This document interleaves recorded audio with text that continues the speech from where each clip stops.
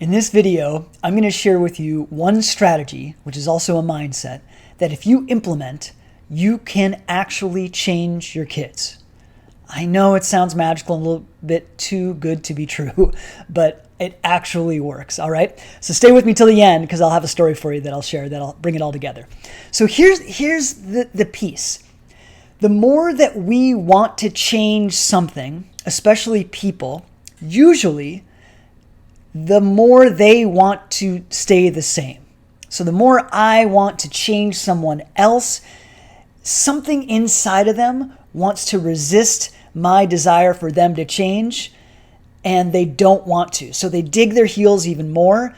My desire of having them change gets met with their desire to want to stay the same. Therefore, my desire never comes true. In fact, I get further away from the goal, the manifestation of my desire. Why is that? Because if I want something to change in my life, or someone in this case to change in my life, it means I have a resistance to the way that they are.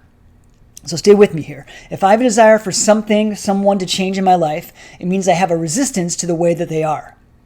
Now, the resistance really is not about the way that they are. The resistance is to the way that I feel when I'm in a relationship with them. Meaning they act a certain way, they are a certain way, they're always going to be a certain way, and that elicits some kind of an experience inside of me. Usually it's unpleasant, right? Something uncomfortable, I don't like it. However they are, I don't like them, I don't like that. Now, which is all fair. And listen, I have this too. I am also a person and a human and have resistances and desires for things to change and people to change. And I always remember this for myself. It's not about them, it's about me. Okay? So if I have this desire for something outside of me to change because it's unpleasant, the first thing to know is that I have a certain resistance to that out there, which is really a resistance to me feeling a certain way inside of myself. Okay, that's step one, is really looking at how I am resistant to that thing, which is really this thing inside of here. And that's really what it's really about. Now, what to do? The first thing to do, and we're only going to do this for a minute, right? We are going to, and try not to roll your eyes. Well, if you roll your eyes, fine with me. You might roll your eyes. Accept how they are. Just accept how they are. Accept what they're doing. Accept the fact that they are that way. For your kids, accept that they are knuckleheads and they make dumb decisions sometimes and they're veering from the path of like a good person, that you have concerns about them. Accept it all, that's just the way that it is right now. It doesn't have to be that way forever, but for this moment, accept this is the way that it is and the way that it's going to be for the foreseeable future until something changes, okay? So for that moment, just accept. It's extremely frustrating, it's saddening, and it's brutal the way that they're acting right now. As soon as you do that, your resistance will start to drop and you'll start to feel some things that you've been resisting feeling. Because their behavior, their way of being, maybe how they've been feeling, has been impacting you in a significant way. And just like me and all of us, we often have this trained, programmed ability to resist things that are uncomfortable, right? So accept that they are the way that they are for now, that the situation is the way it is right now, and allow yourself to feel whatever is there inside of you that you've likely been resisting feeling, okay? So this is all in the world of how we get people and things to change.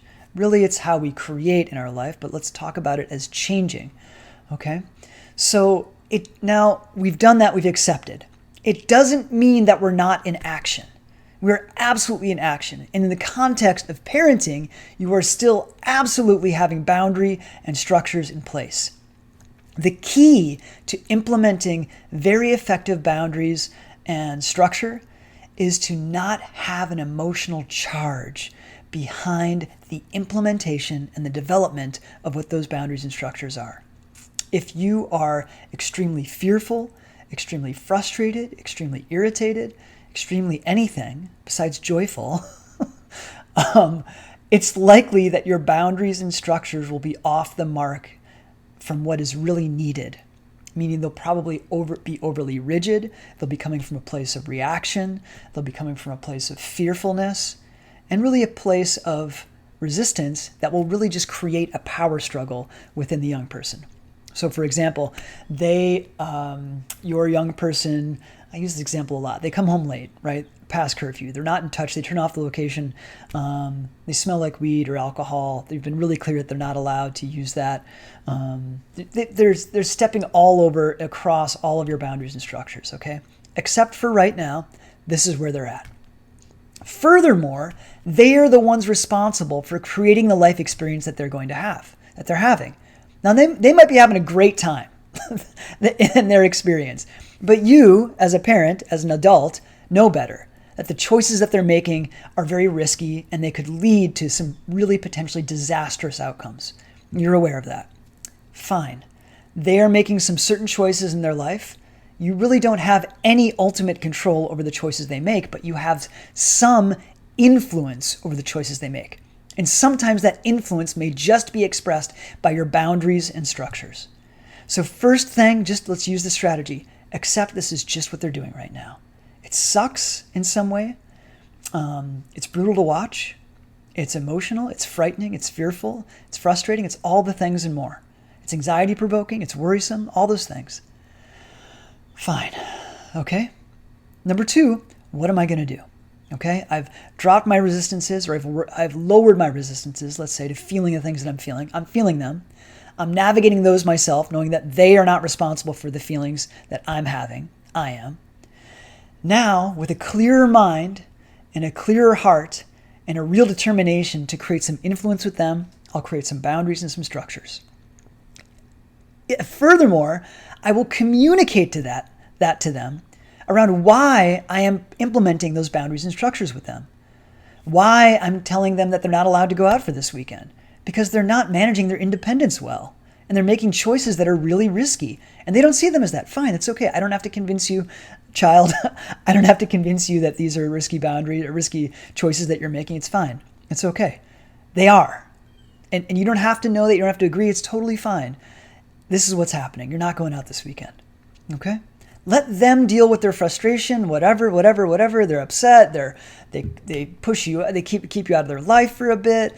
They get sad. They get angry. They get passive aggressive. Fine. You deal with you. You be clear, and you implement what you need to implement.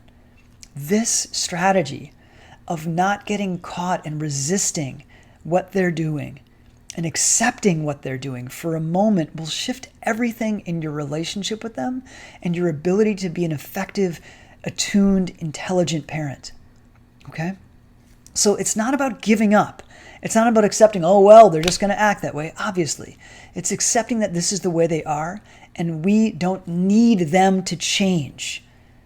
They might make choices that will drastically affect at least the next few years of their life if they get caught or in a car accident or someone gets hurt. It's possible.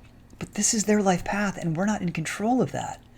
We have an ability to create influence, but ultimately, and I'm talking about teenagers here, okay? Teenagers and especially young adults. They're absolutely free in a certain capacity. But for teenagers, they're forging their own life. They're making certain choices that are really going to create certain results in their life, for the better and for the worse. Just like I did, and probably you did, right? So stay attuned, accept where they're at and what they're doing just for the moment. And with that lowering of resistances, which, by the way, has this tendency to create power struggles, which is really unhelpful. With that lowering of resistances, let them do and be what they're going to be. But you are in action. You're attuned to what they're doing. You're attuned to what they're feeling for the most part. And you make intelligent, attuned choices around their structure and their boundaries, right? In our spiritual practice, we call this surrender, actually. There's nothing that we can do, and we just surrender to how things are right now. But surrender does not mean inaction. Surrender and lowering our resistances and acceptance means being in action. So try this strategy out. And if you enjoyed this content, give a little thumbs up or subscribe, show some love if you'd like. And let me know how this goes. If you have more questions, leave them in the comments. Let's stay engaged with this, okay? You've got this. I'm with you. All the best.